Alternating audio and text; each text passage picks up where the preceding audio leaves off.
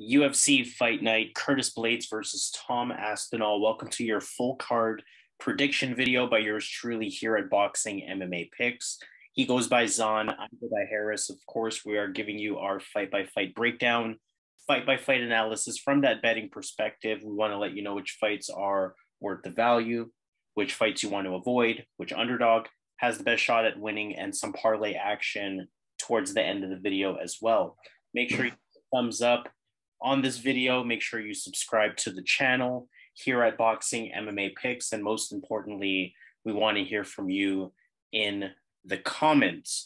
For this UFC Fight Night London card, O2 Arena, 14 fights. We have 8 of them on the prelims, 6 of them on the main card.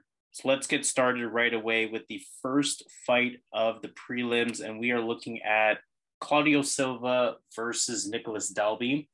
For Nicolas Dalby, it's been over a year since his last fight. He had a unanimous decision loss to Tim Means. That was back in June 2021. Kickboxing style, a lot of kicks, almost a karate-like stance at times. To that point, he is pretty light on his feet, a lot of in and out movement. He'll switch stance as well, though I feel that he is better as an orthodox fighter. I don't think he has the best striking defense, in my opinion. He kind of goes into retreat mode when he's touched, but he also has that ability to initiate the brawl and to come in using combinations, using pressure as well. Also, although he hasn't landed a takedown in his last couple of fights, he will shoot for it. He will make you have to defend it. The numbers sort of support it there at just over a takedown per fight. So something that you got to look out for Nicolas Dalby. But going up against Claudio Silva, it's been over a year since his last fight as well, losing to Court McGee, May 2021. He is a bit heavy on the feet. He's a southpaw, a bit heavy on the feet, not the best movement, not the best footwork, maybe not the most technically sound in general, but he does throw a lot into his strikes. Good grappler, right? 10 of his 14 wins are via submission, over 2.5 takedowns per fight as well. Not really the best takedown accuracy to go along with it. Takedown attempts are definitely defendable. Cardio is a concern for Claudio Silva, as he will slow down as the fight progresses. And I think that cardio could be costly here. I can picture a back and forth round 1, maybe even parts of round 2. But I think Nicolas Dalby has a bit more will, a bit more cardio to sort of get that edge in that third round. I do think Nicolas Dalby is the better striker. I do think Claudio Silva is the better grappler. And I'd probably put their wrestling right around the same level, in that neither of them are amazing wrestlers, but both of them can bring the fight to the ground. To that point, I don't really see Silva being able to take the fight to the ground at will in order to capitalize on that better grappling that he has. So I think that we will see more stand-up situations than we see ground situations. And again, I feel Nicolas Dalby has the advantage in the stand-up. So I think he gets the job done to open up this card, to start things off for this UFC Fight Night London event. Sizable favorite. I'm not really liking the odds here. I'm definitely not interested in making a bet on this, but Nicolas Dalby will be my pick. Yeah, this is a fight that it's a tough one because I think Claudio is the better grappler. I think he's a better wrestler. I think anything grappling, he's going to have the advantage in this fight. Dalby's going to have the striking advantage. But Claudio, I'm not sure he can do this past the first round. He's getting older now. His cardio takes a hit after that first round. So I can see Dalby kind of just surviving that first round, even winning that round. But as the fight goes on, I see this fight going Dalby's way. Claudio has horrible stand-up. And if he can't get the fight to the mat, he's just going to be there for Dalby to pretty much piece up there. So I'm going to go Dalby, keep it on the feet, second, third round, and get a knockout or win by decision. Let's look at the second fight, Mandy Böhm versus Victoria Leonardo.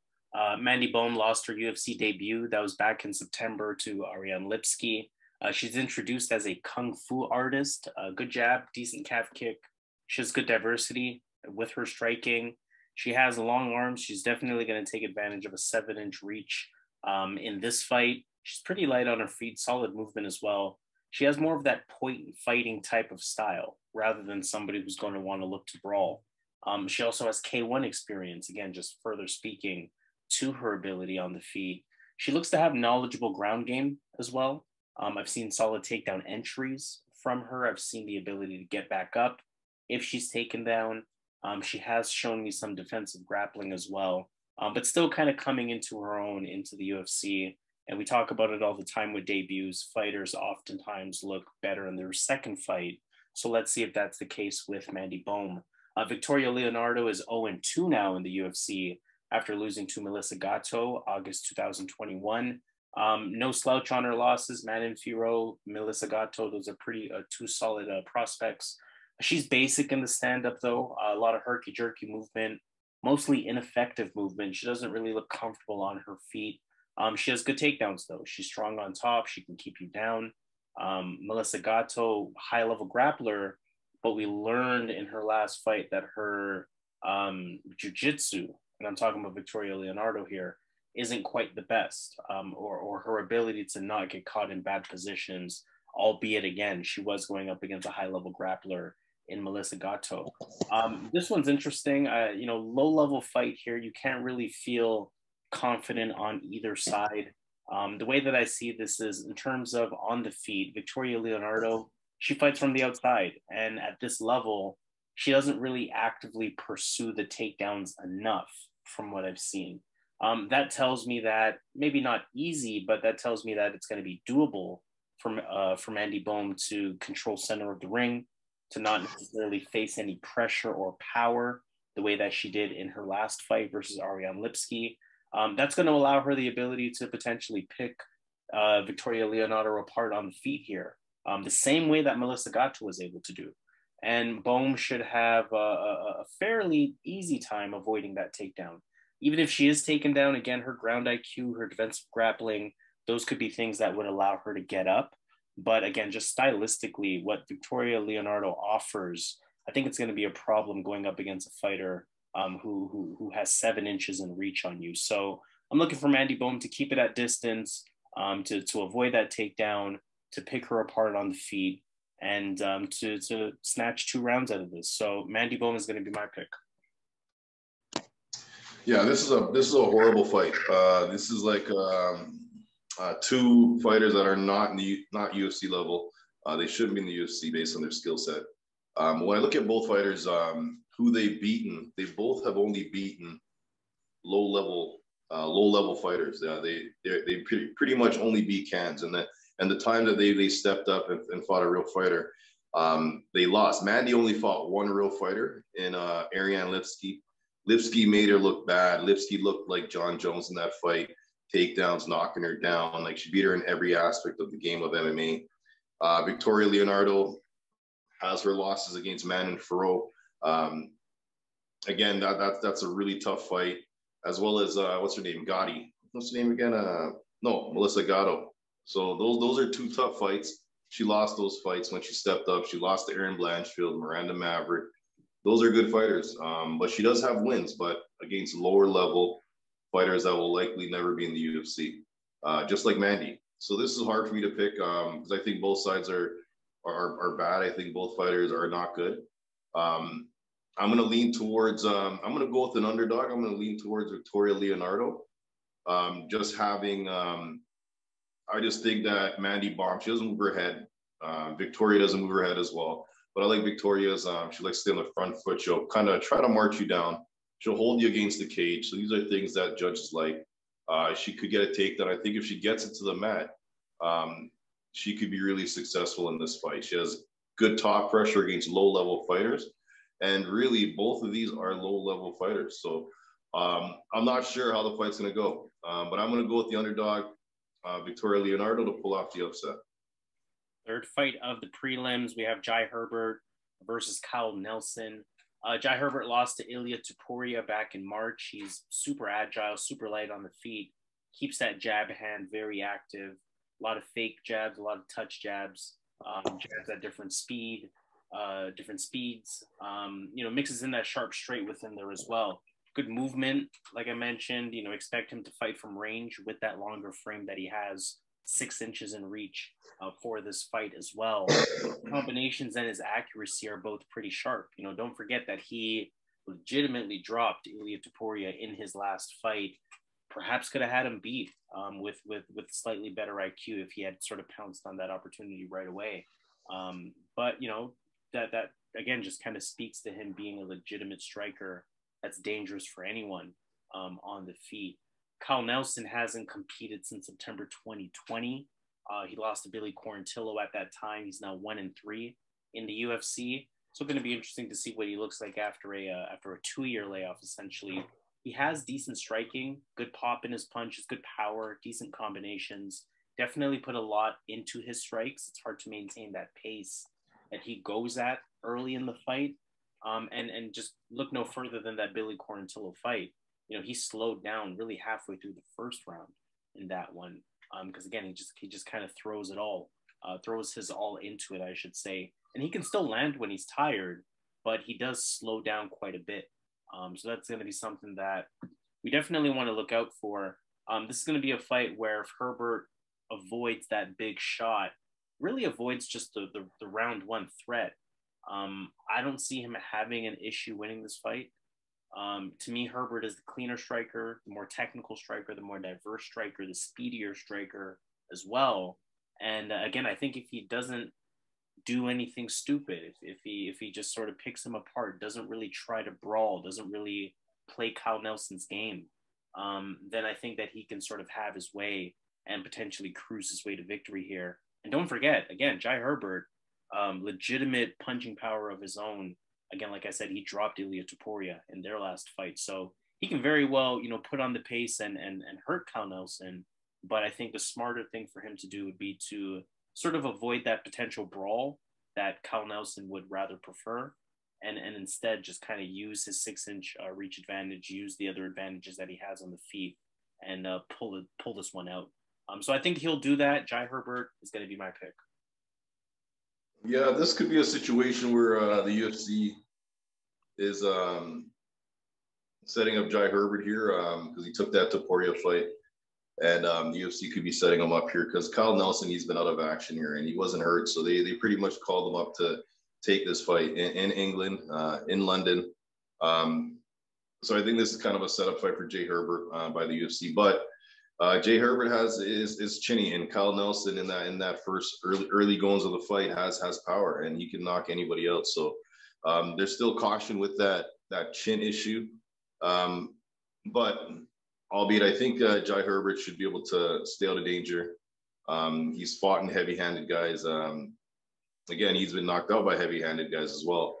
But I think he can kind of stay out of danger here and beat Kyle Nelson here to a decision. Might even get a knockout. But I'm going to go Jai Herbert. I think the UFC's setting him up here in London. As long as he doesn't get knocked out, I think it's his fight. Fourth fight, Muhammad Mokaev versus Charles Johnson, one of the bigger favorites on the card in Muhammad Mokaev. He beat Cody Durden in his debut in March. Definitely an exciting, undefeated prospect. Good hands, good kicks, good combinations. He's a good striker. Good footwork, quick in and out movement. That's going to make him a solid counter puncher as well. Good wrestler, of course. He has, really good ground and pound, good positional improvements. The takedown defense looks good. The grappling looks good, of course, too, as we saw in his last fight with the way that he was able to finish Cody Durden. Lacks a little bit of control. I mean, he's a young fighter. He's an exciting fighter. He can get a little bit wild. That technique needs to be cleaned up a little bit.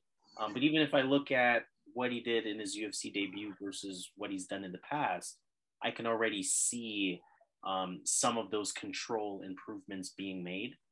Otherwise, I'm basically looking at this guy as like a flyweight Kamzat in terms of how for real he could be as a prospect and in terms of his skill set. So again, really exciting fighter, and I can see why the hype is behind him in terms of his He's going up against Charles Johnson though, who is making his UFC debut. He's coming from LFA. He's on a 4-fight win streak there, and he was the champ.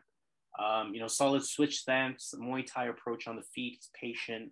Fights from the outside, a lot of feints, good head movement, solid overall movement, good regular usage of his jab, a regular usage of calf kicks as well. He's a pretty composed striker. I think that's the biggest thing that I got from him, is that he's pretty composed. He picks his shots really effectively. He can put clean combinations together as well. Truth be told, Charles Johnson looks solid. I mean, I think he might lack some of the explosive quickness needed to be a high-level flyweight in the UFC, but he has that poise. He has that striking ability. I just don't think this is the best matchup for him. I've seen fighters take Charles Johnson to the mat in LFA. I've seen him give up his back. I've seen him put himself in some compromising submission situations. That tells me that Muhammad Mokaev shouldn't have a problem implementing those takedowns when he wants to. And on the feet, Muhammad Mokaev, to me, is at least as good of a striker as Charles Johnson in kind of a worst case scenario type of situation. So I am feeling pretty good about Muhammad Mokaev here. Charles Johnson's just not the threatening type of fighter, but rather kind of the point fighting type of fighter. Big guy for this flyweight division, but I think Muhammad Mokaev is going to have his way here and continue that momentum. Muhammad Mokaev is going to be my pick. Okay, so yeah, this fight, I don't agree with the odds at all. I think Charles Johnson's legit LFA champion coming into the UFC. Obviously, the UFC is not giving him any favors fighting Mokaev. I think the UFC is thinking Mokaev is going to run through this guy. But Charles Johnson looks pretty good. He looks pretty decent here. He has that old school Tony Ferguson style with the striking, the way he kind of has a stance. And he's a dangerous striker. He has power. In the LFA, he's gone 5 rounds. He has a knockout in the 5th round in his last fight. Pretty much put it on the guy last round. So the cardio's there. This guy's good. But the wrestling's going to be the weak spot here. And I think Mokaev can exploit that. I think he's going to realize standing up with this guy is not going to – it's not worth it to stand up with this guy. I think he's going to go for quick and early takedowns.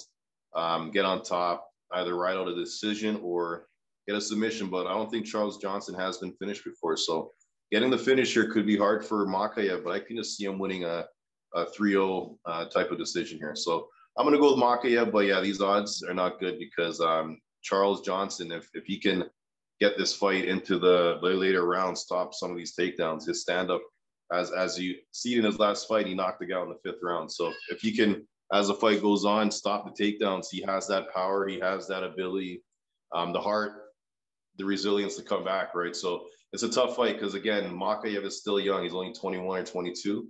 But again, he could be the next champion in the future. So I think he gets it done, Mokaev, but these odds are not worth it for me. Moving on to fight number 5 of our prelims, we have Makwan Amirkhani versus Jonathan Pearce. Amirkhani beat Mike Grundy back in March. He's a southpaw. Not really the most active hands, although his stand-up is pretty decent.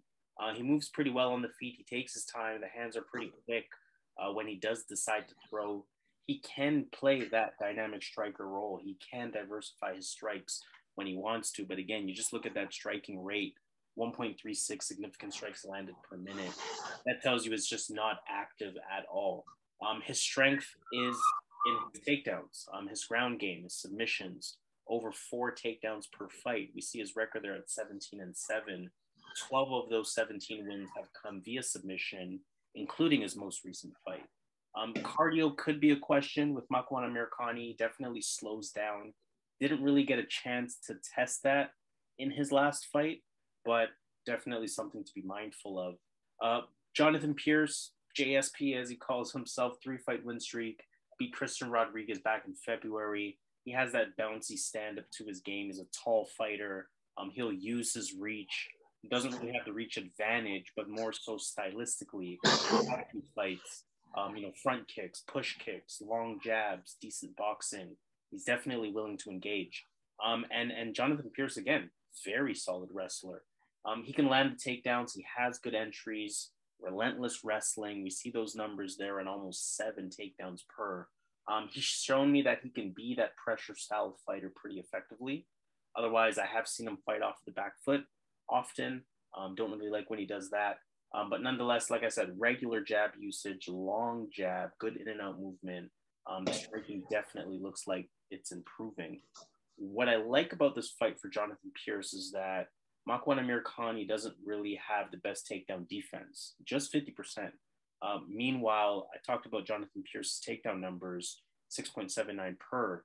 Sometimes the average doesn't really tell the whole story. So I like to take a look at how many takedowns over their last couple of fights. Over Jonathan Pearce's last 3 fights, he has landed a total of 17 takedowns. So that tells you that that number is definitely legitimate. Granted, Pearce avoids that submission threat. I think he should be able to cruise here, not only due to the takedowns, but also due to Amirkhani's cardio questions.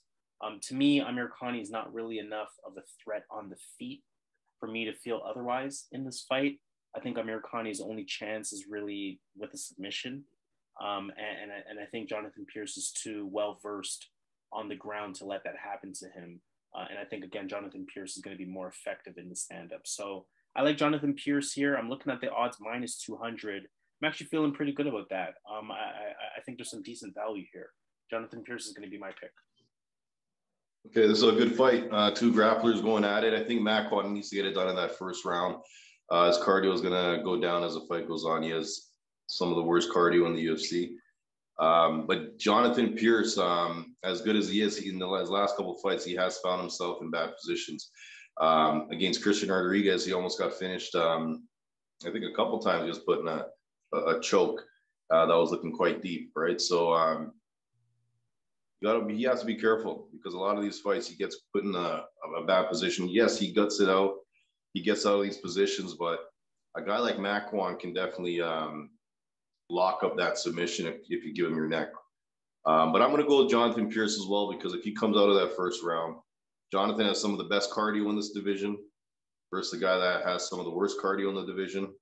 So if this gets out of the first round, it's not going to look good for Amirkhani. Jonathan has relentless pace, kind of wears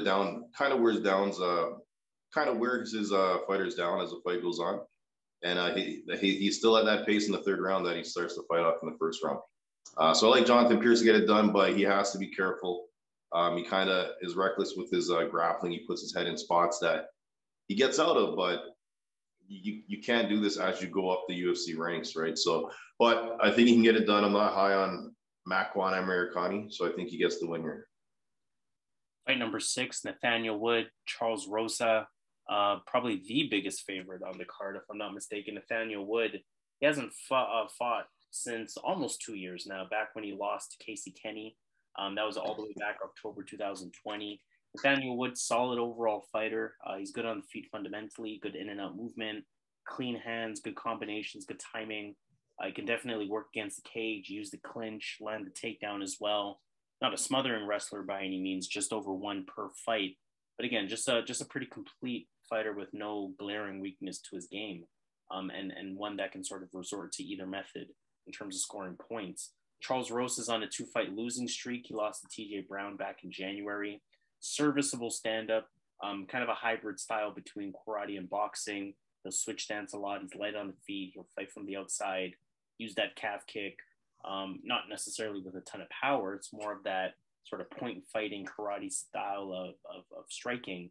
I think his power picks up as the fight goes on. And he is a BJJ black belt. So, unsurprisingly, pretty good defensively on the ground. Doesn't really take too much damage. Not that good at getting back up, though, was something that I noticed from him. I'll keep the prediction part of this short. Wood should cruise here. I think he's better everywhere other than maybe the grappling. And the grappling isn't dangerous enough on the side of Charles Rosa, where you have to watch out, too much for it. Again, as long as you implement the takedowns against him.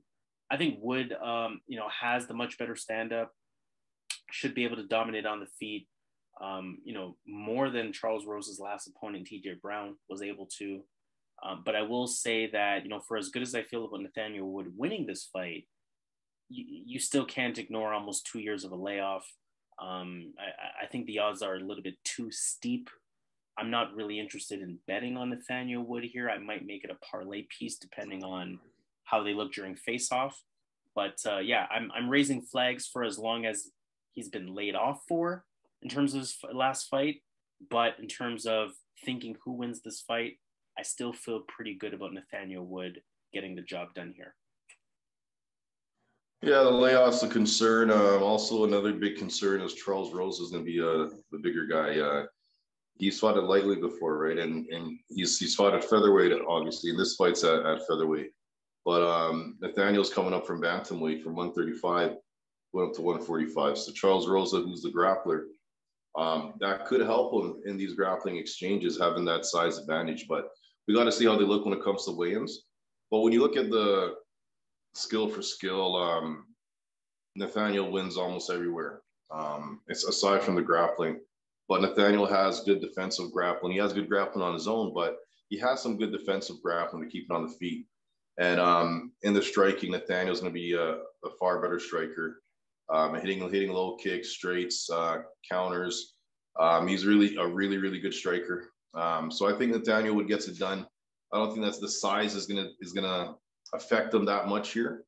So I got Nathaniel Wood here winning a decision. Fight number 7, Marc Diakiese versus Damir Hadžović. For Diakiese, he beat Vyacheslav Borshev back in March. Good overall stand-up, good feints, good movement, good calf kick, pretty athletic. Good long jab. He can switch stance, solid hands. Really just a solid kickboxer in general. He can be taken down, just 62% takedown defense. But he is pretty decent off of his back. He doesn't really let opponents lay and pray. I've seen him scramble. I've seen him use defensive kimuras, things like that, to try to make his way back to his feet. And, that high-level pressurized striking is something that he typically can't handle.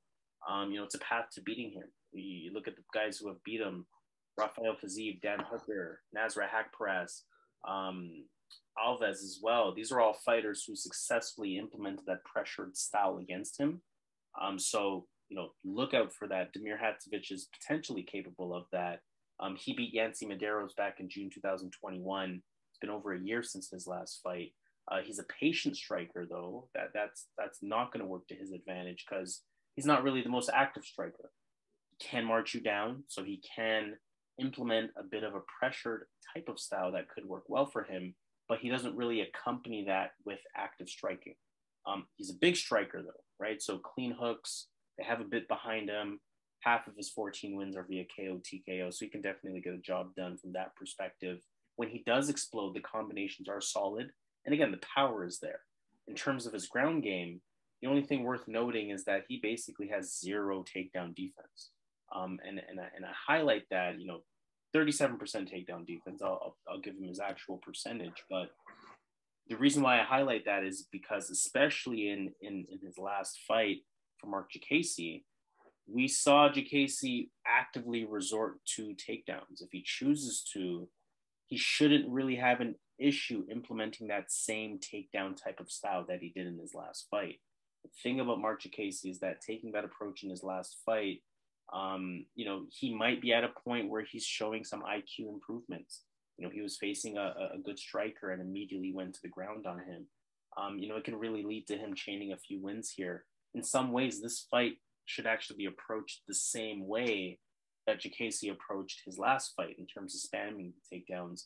And most importantly, for a fighter who has had some cardio concerns in the past, Diakiese's cardio held up in that. So that tells me he can do that. Now, on the feet, he's faster, he's more diverse, he's more athletic, he's more explosive, but he can definitely get caught, right? So barring a big fight-changing punch, which is very possible on the side of Damir Hadžović, I otherwise really like Diakiese's chances here. I will say I don't love the odds at all.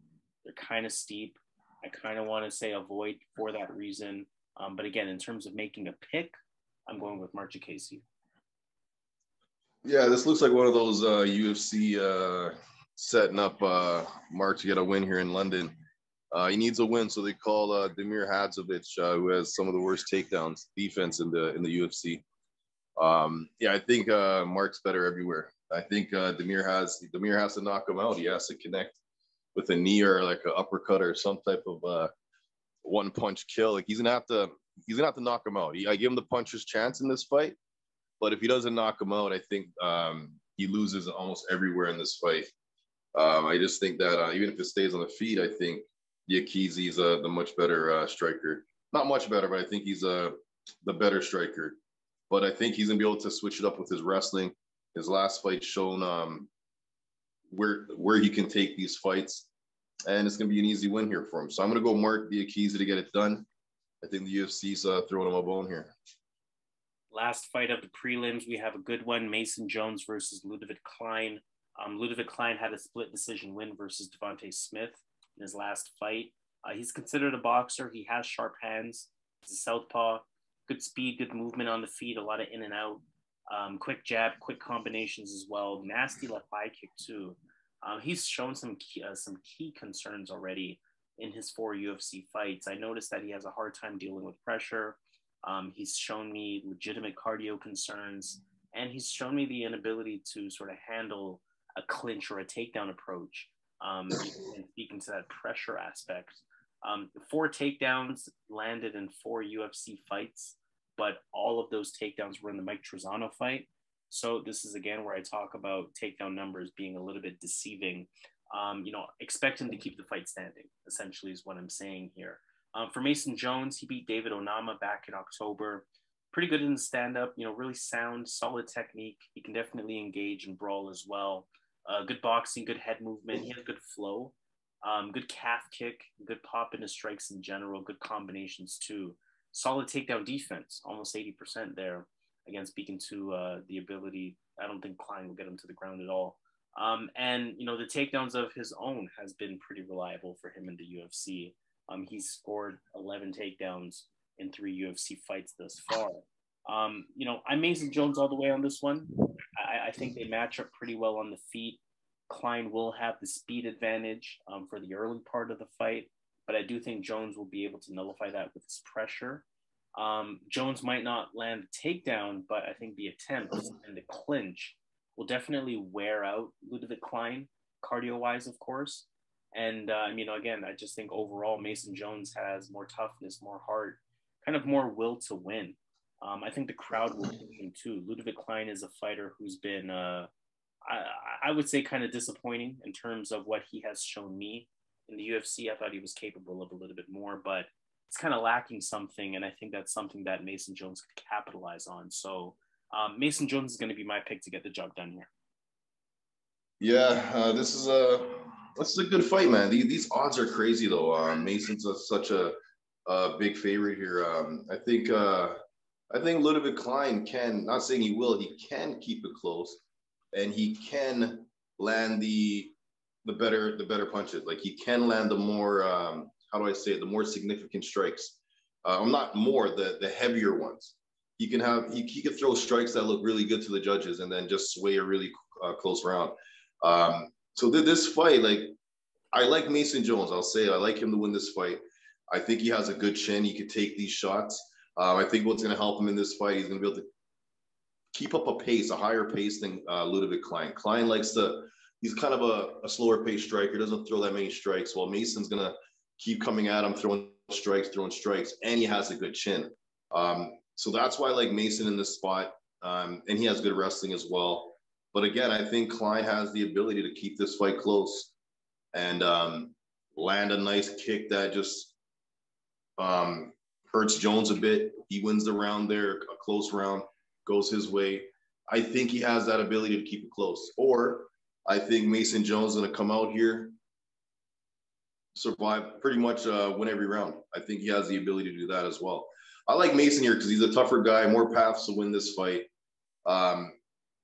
He's from Wales, so I think they want him to win here. If it gets sticky, if it gets close, the judges might just give it to him. So I'm going to go Mason Jones, but I'm not counting Ľudovít Klein out. I think he is a solid underdog, like underdog value, because all he needs to do is win 2 rounds. His cardio sucks, but his cardio can hold up for 2 rounds, right? So and you got to think Mason Jones, arguably that fight versus Onama, it was close, could have went either way. So, and we saw Onama have a fight just recently. He was getting pieced up by some scrub, and then obviously as the fight went on, second round, Onama got that finish. So I can't fully trust Mason Jones because he's still young, but I think he gets this one done with his pace and his toughness. Let's get to the last 6 fights that make up the main card, starting with the first fight, Paul Craig versus Volkan Oezdemir. Paul Craig beat Nikita Krylov back in March. He's on a 6-fight unbeaten streak now. He's decent stand-up, Muay Thai-like. A lot of kicks, diverse kicks. Doesn't really have the best striking defense, though. Has decent takedowns, really good at making positional improvements and opening up his opponents for ground and pound when he is on top. But we know sort of the Paul Craig style at this point: strong jiu-jitsu fighter, strong grappler. Almost all of his wins are via submission. He wants that grappling match sort of by any means necessary. He's willing to pull guard. He's willing to put himself in compromised positions.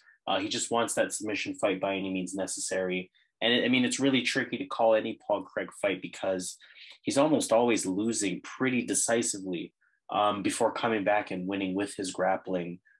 Clearly has that toughness, clearly has that heart, clearly a great opportunist, but it just makes it impossible to be for or against Paul Craig in any given fight.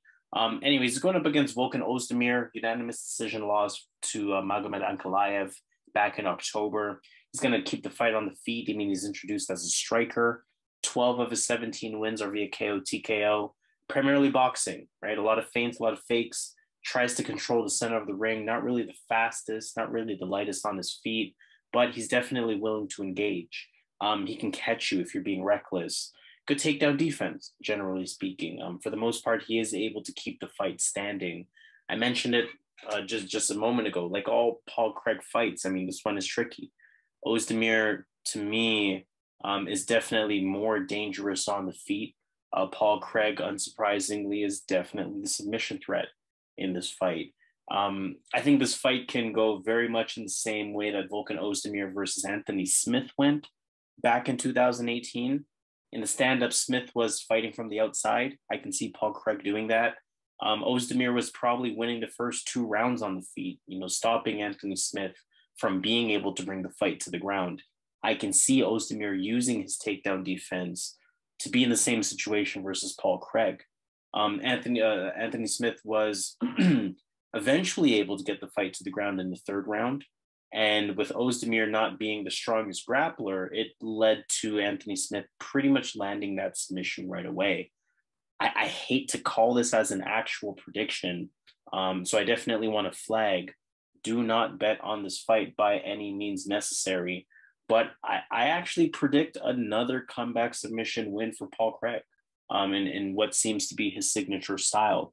Again, I hate to actually call that as a prediction, but I think Oezdemir, again, just has a lot of holes in terms of his defensive grappling. So Craig just needs one. He can be losing for 14 minutes. He did, like we saw when he went up against Magomed Ankalaev. He just needs that 1 minute to go to work, and Volkan Oezdemir could be finished here. So I'm kind of banking on that happening. Paul Craig is going to be my pick. It's true, man. This guy Craig, man, he's losing all the fights until the end, right? And but low key, Craig I think he has 8 wins in the UFC. And that's pretty impressive. If he has 8 wins, I think he has 8 wins, 4 losses, 1 draw in the UFC. So that's an impressive stat that he got that under the radar. And this guy has a good record, 16-4. He's gonna have the grappling advantage. But I just don't think he's gonna pull out that magic trick in this fight. I think Volkan really needs a win here, and I think he has good enough takedown defense to keep this on the feet here. I think he's gonna be the hungrier guy. He's fighting a guy that, aside from the submissions, is not that dangerous of a fighter compared to the guys that Volkan's been in there with. And 80% takedown defense. I think he keeps it on the feet, and I think he hurts Craig on the feet. I think he knocks him out. So I'm gonna go with Volkan Oezdemir. Get back in the win column. Second fight of the main card, Molly McCann versus Hannah Goldy. Molly McCann looking to continue her momentum. She's on a 2-fight win streak. She beat Luana Carolina back in March. Look for a fast start from her, especially with this fight being in the UK. Has that brawling type of stand-up. Her striking is solid. She can switch stands. She has a good overhand hook, but look for her to press forward early. She sits on her punches. She also puts up, almost 2 takedowns a fight. She definitely goes for those takedown attempts as well. I wouldn't consider her a high-level wrestler necessarily, but she has landed 2 takedowns in each of her last 2 wins. The biggest gripe whenever considering betting on Molly McCann is that sort of no matter the fight, even the Luana Carolina fight before that spinning elbow, she's always in a fight that kind of looks 50-50. But she is tough. She can brawl. She's going to have the crowd behind her, and she's definitely going to look to capitalize on that moment again. Hannah Goldy beat Emily Whitmire back in September. She's pretty balanced, pretty patient as a striker, a lot of leg kicks with that lead leg, some good pop with her right hook as well. She fights from the outside. She fights from a distance.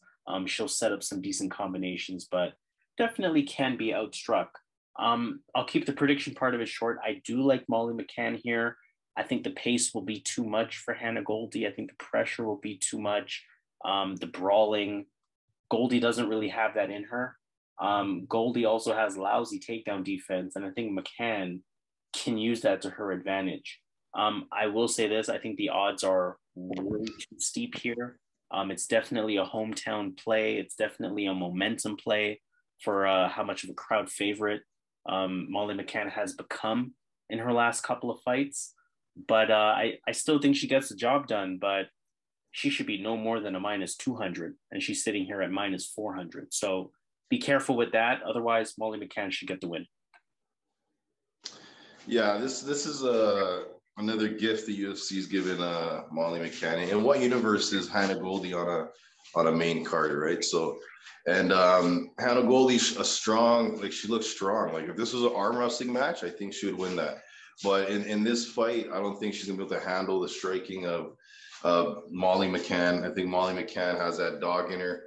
I think she's gonna win a clear fight here. Outside of a fluke submission, I don't even see that happening. I think Molly McCann is going to be prepared anywhere this fight goes.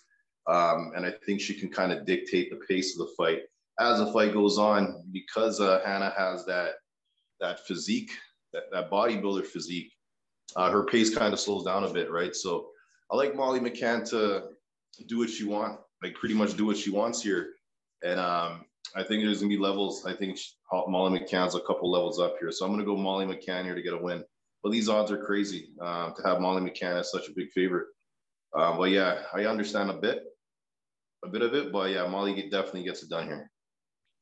Third fight, let's talk about Nikita Krylov versus Alexander Gustafsson. This is a very good, very interesting light heavyweight matchup here. Nikita Krylov is on a 2-fight losing streak.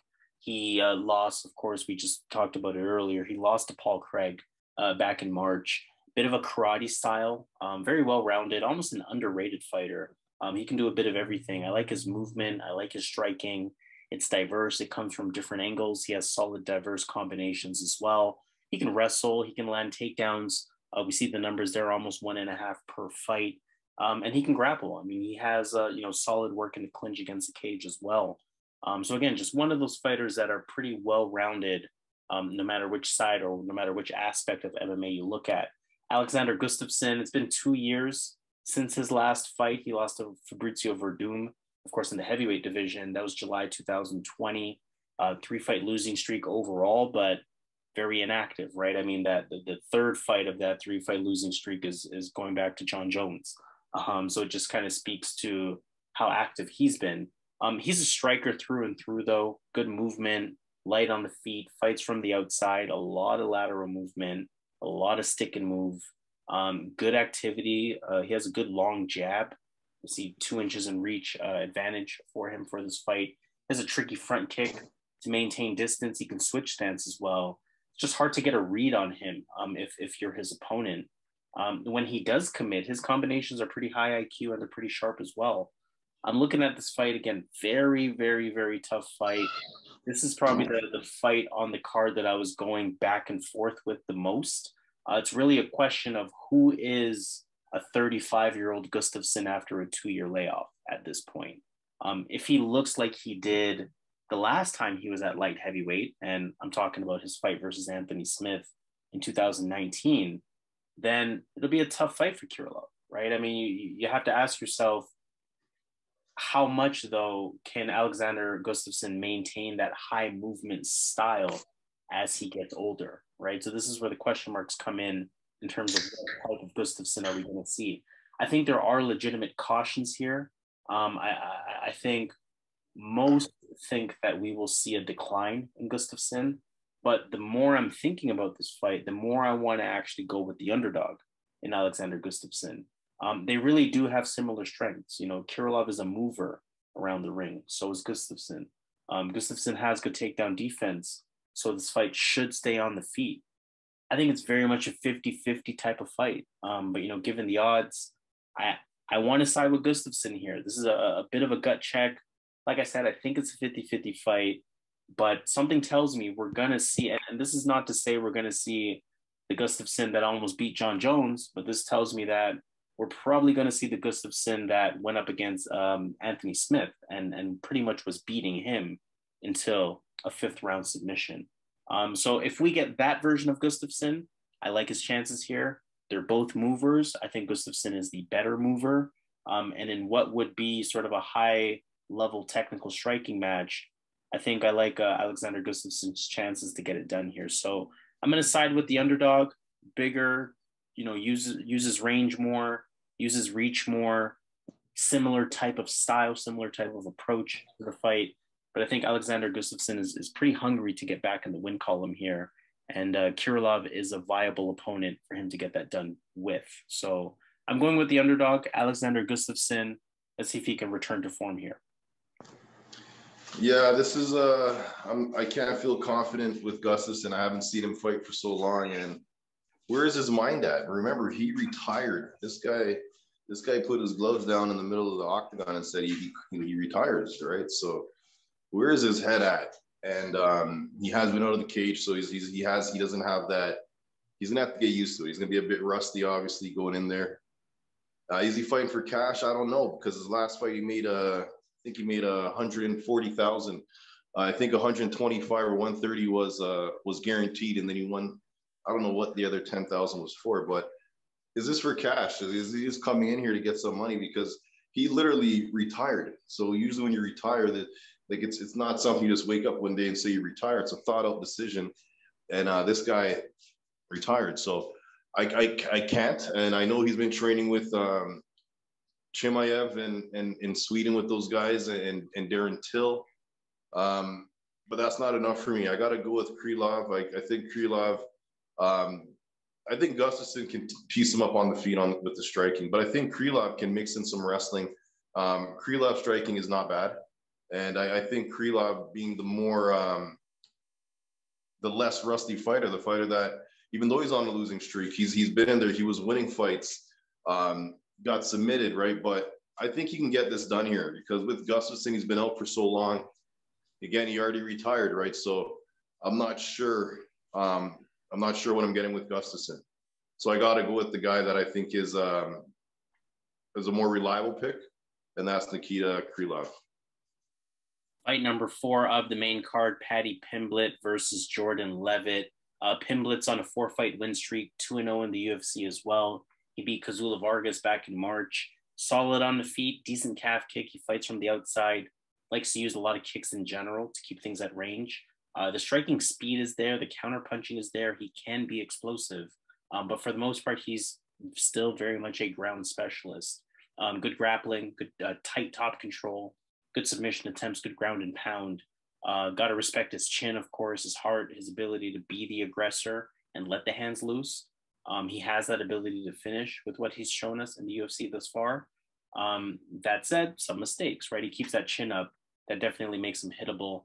I'm not worried about that aspect of his weakness when going up against Jordan Levitt, because Levitt's not that strong on the feet here. He had a split decision win versus Trey Ogden back in April. He's going to look to land that takedown early, right? He definitely prefers to fight on the ground, active on top in terms of improving his position. Doesn't really have the heaviest ground and pound though, so not really causing too much damage.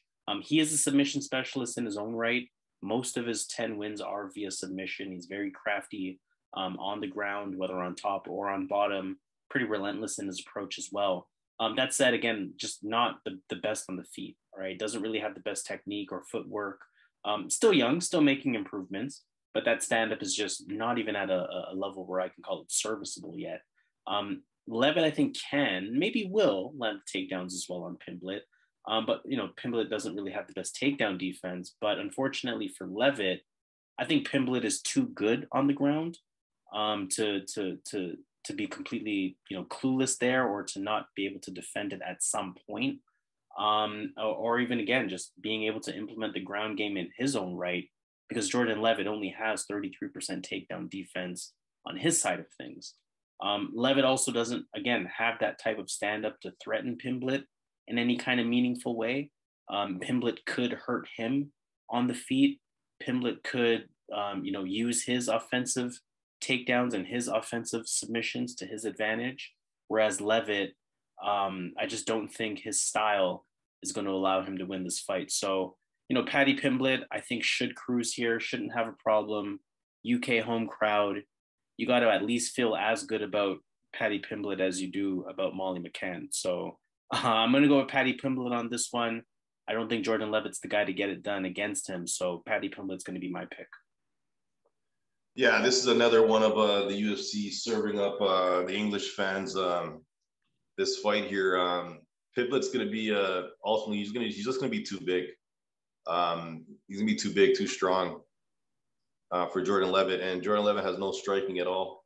Pimblett is a grappler first. If you watch his earlier fights, he's a grappler first. So this guy, he may be the one getting the takedowns and fighting on top, but the safer fight for Pimblett here is to just keep it on the feet, maybe bully him around in the clinch, but just strike with this guy.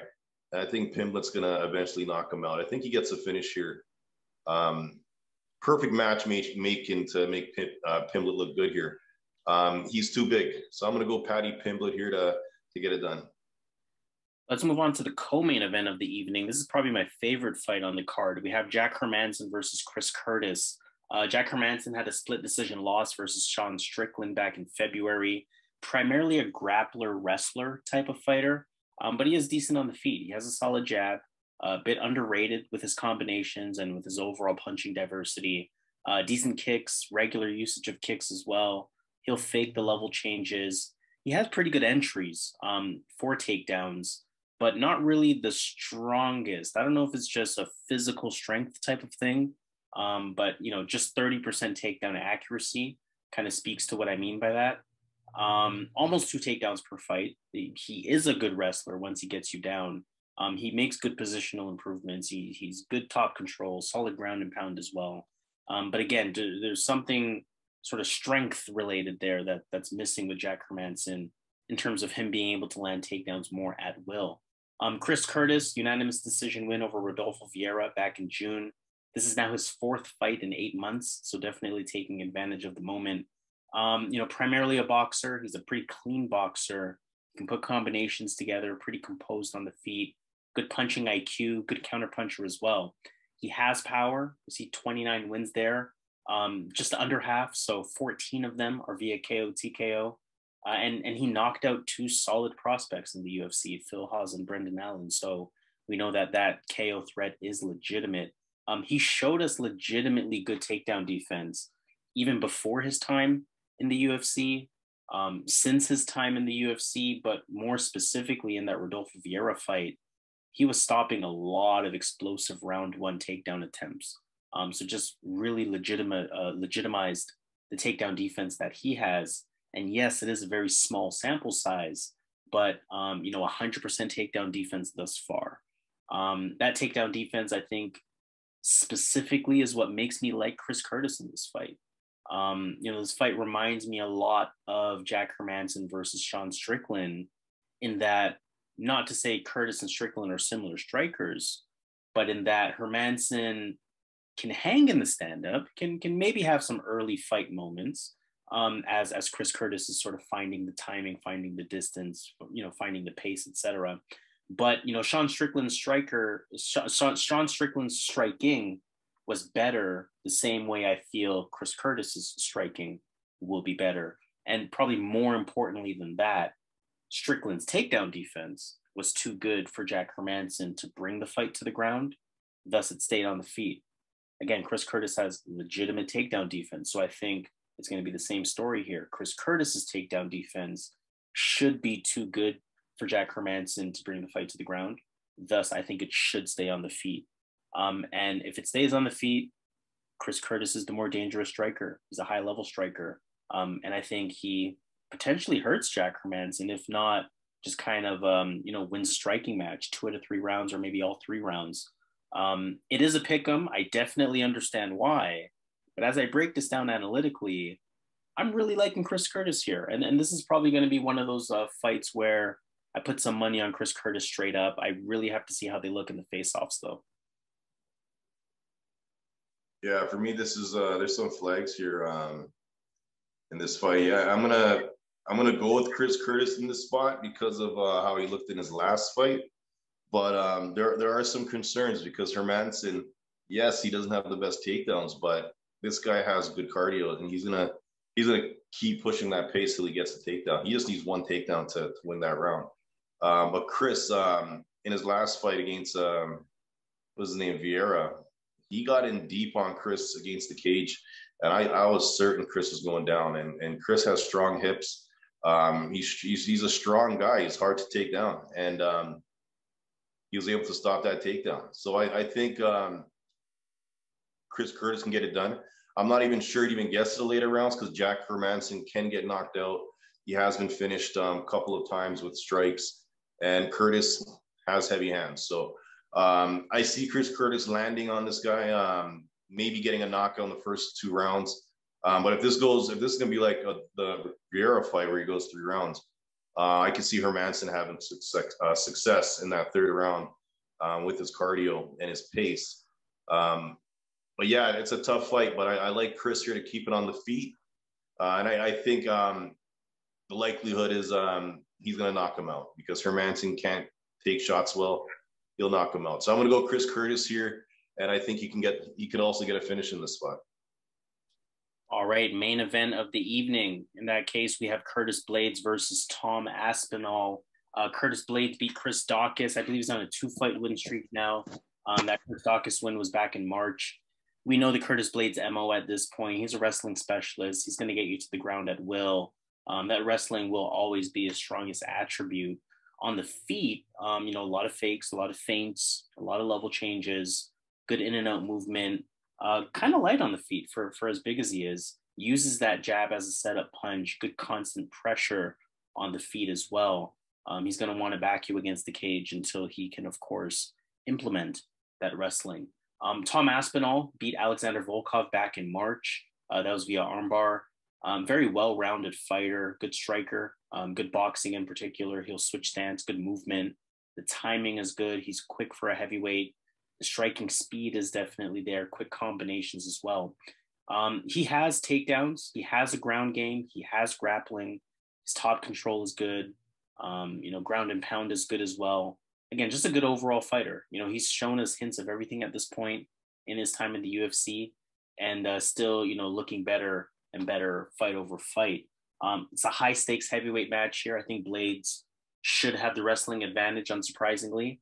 But I think this is one fight where I don't think he'll be able to capitalize on it in the way that he's used to doing. I think Aspinall's ground game is legit. From Aspinall's takedown defense, which is really good, to his grappling IQ, which is really good, to even what he can potentially do offensively, wrestling-wise. I think Blaydes is going to have some problems implementing his style. On the feet, I think Aspinall is ahead as the better striker. The striking technique, the striking speed, and the footwork should be key advantages for him. Where this fight becomes risky is in 2 areas in particular. Firstly, it's a heavyweight fight, so we know that anything can happen.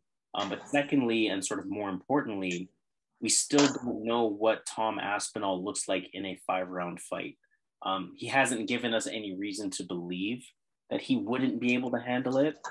But at the same time, we don't know, right? Look at most of his fights are either round 1 finishes or round 2 finishes. So we don't know what he's going to look like in the tail end of round 3, in championship round 4, and championship round 5. Blaydes is going to have a significant experience advantage, and we know what we're going to get from Curtis Blaydes. I don't think that experience advantage will matter, though. I think when you break this fight down category by category, Aspinall checks off a lot more boxes and checks off more boxes in key areas. Add that to the fact that they're in London with the home crowd. Tom Aspinall is going to be my pick. I think he gets the job done here. Yeah, I'm riding Tom Aspinall to continue the momentum, continue the streak, and let's see how far he goes in this heavyweight division. Yeah, I think it ends now for Aspinall, man. I'm going Curtis Blaydes. I think he's gonna be too big with the wrestling, and he's heavier too. He's gonna be the bigger guy. He's gonna tire Aspinall out. Like, he's gonna tire this guy out. He has not gone 3 rounds, especially at a pace where you're fighting a legit guy like Curtis Blaydes. Like, this is the best guy by far Aspinall has fought. Again, he deserves all the credit. He's the next guy, the next best fighter, the next best heavyweight. He deserves all that. But really, look who he's beaten, right? Like Arlovsky, like he beat Spivak. You know what I'm saying? Like, these guys aren't that good, man. Like Alan Bordeaux, oh man, and he beat Volkov. Well, he took him down. He had to, right? That was the safest way to win. But who can't take Volk? Who doesn't take him down, right? Like what good wrestler, good grappler does not take down Volkov? I'm not sure, man. I'm not sold on Aspinall yet. Like, he hasn't fought in a guy that is that well rounded as Curtis Blaydes. Curtis Blaydes' striking is improving, even though technically we can say Aspinall has better striking. When it comes to heavyweights, it doesn't matter. It's who hits who first, and then that's how it goes, right? It's not about technique in this division. So I'm gonna go with Curtis Blaydes here. I think he grounds him out, tires him out early with the wrestling. Curtis may want to strike later in the fight, but I wouldn't be surprised if Curtis just finishes him on the ground. So I'm gonna go Curtis Blaydes. I think he's gonna have the better cardio in this fight, and I think the wrestling's gonna tell the story here, and the size difference, that 10 pounds. So I'm gonna go Curtis Blaydes to get the win. All right, a close fight, an exciting fight. Let's definitely see what happens in that one. But in the meantime, let's take it to Vegas and let's consider maybe some underdog action first. I will read them out for you. We're looking at Ľudovít Klein versus Jones, Claudio Silva versus Dalby, Victoria Leonardo versus Böhm, Kyle Nelson versus Jay Herbert, Charles Johnson versus Mohamed Mokaev, Makwan Amirkhani versus Pearce, Charles Rosa versus Wood, Damir Hadžović versus Diakiese, Paul Craig, I should say, versus Volkan Oezdemir, Hannah Goldy versus McCann, Alexander Gustafsson, Jordan Levitt, Jack Hermanson, Chris Curtis is actually a minor underdog. It's pretty much a pick'em, but Chris Curtis is a slight underdog, and Curtis Blaydes is also a slight underdog. All right, let's go with Curtis Blaydes. Right, so Curtis Blaydes, like I mentioned, slight underdog, plus 110, pretty much means you're going to double up your money if you go with Curtis Blaydes. In terms of my underdog pick, again, it's going to be more of a gut check because we haven't seen any proof of anything yet. But I'm going Alexander Gustafsson. I think it is possible for him to pull it out, plus 150 at that point. And in terms of some parlay action, which fights are you taking a look at? Okay, parlay wise, let's go with Molly McCann, Nathaniel Wood, Mokaev, and that, how much is that? Let me see. That's 170. We got to throw another one. And Paddy Pimblett. All right, 4 fights, 4 decent sized favorites, but 4 fights that should get the job done. 2.41 decent payout, $100 will return $241, and for our bigger bettors, $250 will return $604. So pretty solid 4-fight parlay over there.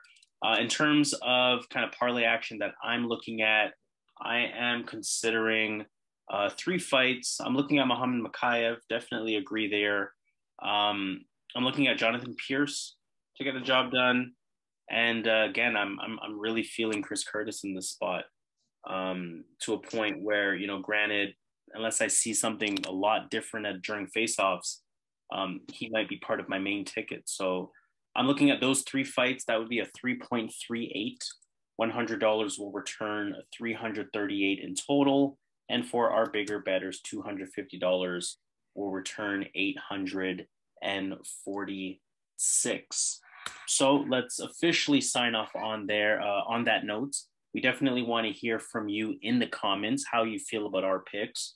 Who is your underdog pick? Who is your, or what fighters will make up your sort of main parlay, or even your side parlay? Just drop all of that information in the comments. We want to have some good back and forth with you.